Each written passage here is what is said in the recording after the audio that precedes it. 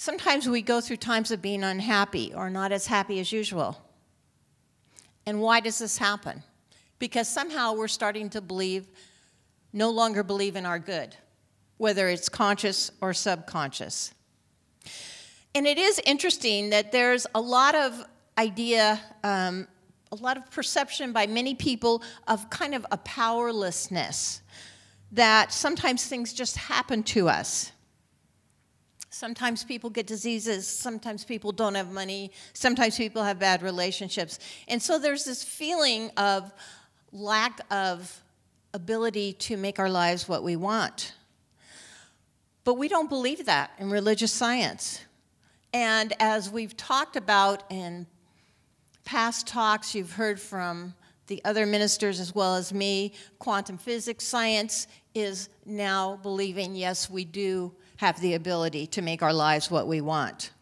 And I was looking again at Spontaneous Evolution by Bruce Lipton, and he says, advances in biology and physics suggest that our sense of disempowerment is the result of learned limitations. So if we've learned to limit ourselves, we can learn to not limit ourselves, right?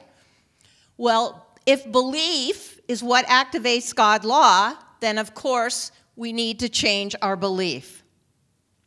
Because as we conceive and believe, whether it's conscious or unconscious, we direct the creative force to produce the circumstances in our lives.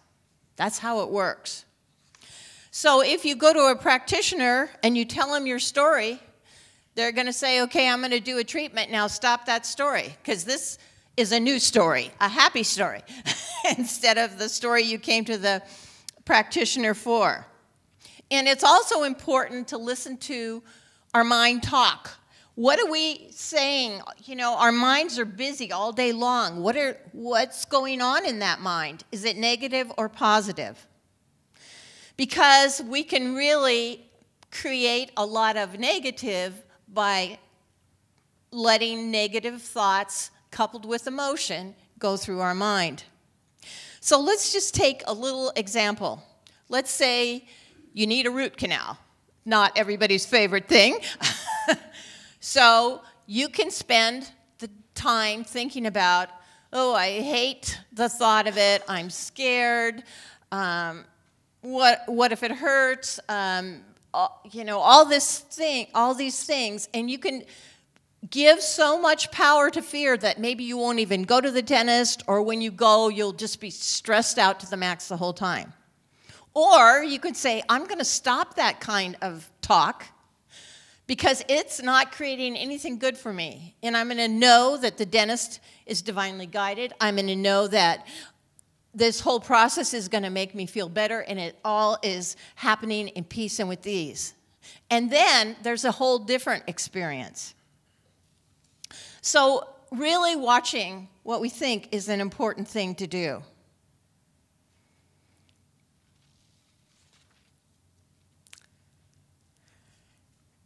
I was thinking about exercise. You know, it's the new year, get back in shape.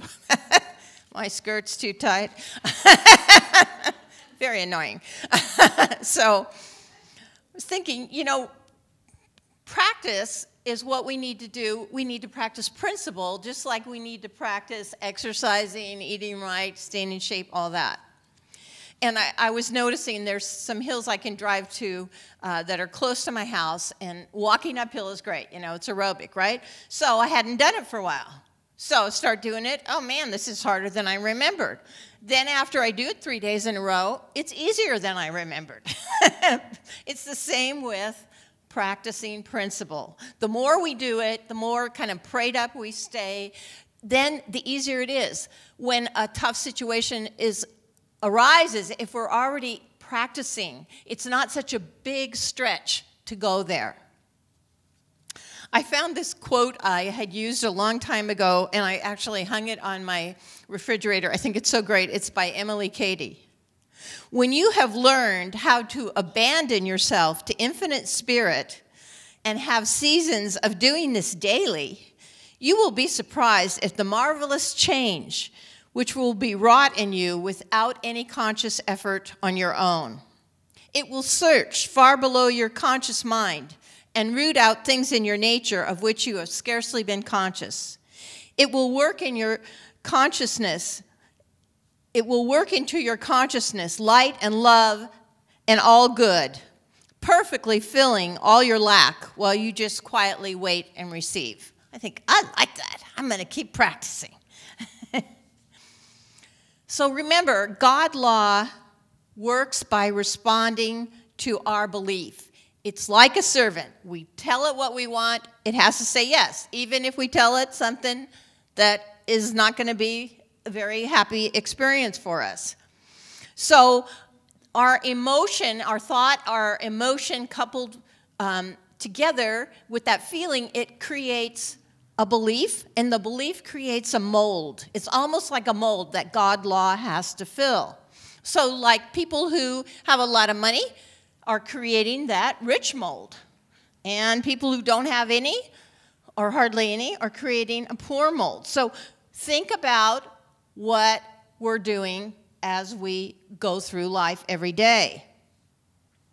The blessings we don't have are the ones we don't believe in, either at the conscious or the subconscious level. You know, if you think about our consciousness, it's almost like a shade on a window. If we keep the shade down, very little light can get in. And when we open it up, then the light comes in. So opening to that knowing that good is there for us. As a man thinketh in his heart, so is he.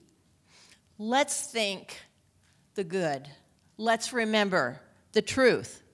And remember love. The Bible says, love God and our neighbors as ourselves. What is this emphasis on love? Well, at the Institute of Heart Math, they teach that the heart doesn't just automatically obey the brain's messages, that it has an intelligence of its own, and that our emotion affects what we believe. And so Heart Math says, okay, you have a choice. Here's what you can do. They actually have a process they call cut through. And part of it is to, no matter what you're feeling at the time. Let's say you're feeling anxious. Let's say you're feeling scared or worried. Stop, take a moment, and think of a loving, peaceful, happy time. Somebody might think of when they were cuddling with their little kitty, or somebody else might think of sitting on the beach watching a beautiful sunset, or somebody else might think of hugging their child or loved one. And actually picturing this in your mind and then bringing that feeling into your heart so that your heart now is back into that loving space. And they call it the coherent heart intelligence. So you're actually making a choice for love, for peace, for good. Heart Math also has done studies where they've proved that the heart's influence is 5,000 times more powerful on the field, or like you could call it the divine matrix or essence of everything, than the brain's electromagnetic field.